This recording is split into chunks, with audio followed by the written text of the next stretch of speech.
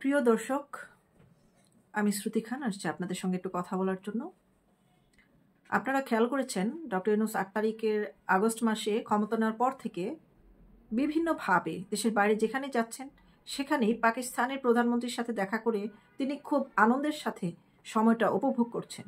বর্তমানে কায়রোতে একটি অনুষ্ঠানে দেখা করেছেন এবং সৌজন্য সাক্ষাৎ করেছেন।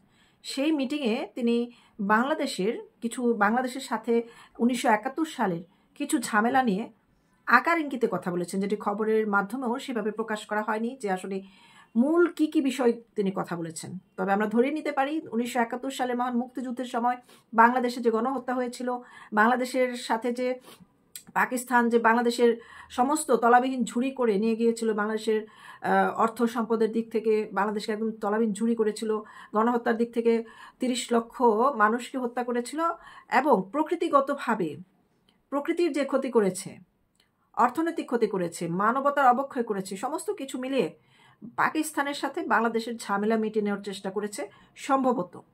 তবে পাশাপাশি জনকণ্ঠে একটি খবর প্রকাশ হয়েছে যে পাকিস্তানের কাছে বাংলাদেশের পাওনা ১১ লাখ কোটি টাকা। তো কিভাবে এটা পাওনা হয়েছে সেই বিষয়টা নিয়েও আপনাদের সাথে কথা বলবো।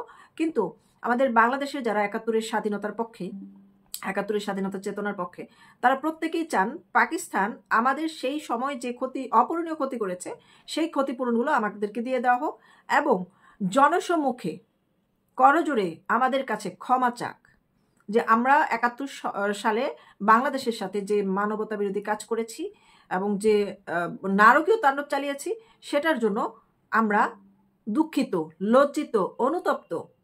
সারা বিশ্বের কাছে তারা সেটা ক্ষমা চাক এবং আমাদের দেশে ক্ষতিপূরণগুলো দিয়ে দেওয়া হোক। যদি সেই বিষয়ে আলোচনা করে থাকে তাহলে আমি ডক্টর ইউনূসের এই মিটিংটাকে সাধুবাদ জানাবো, মানে এই বৈঠকটাকে।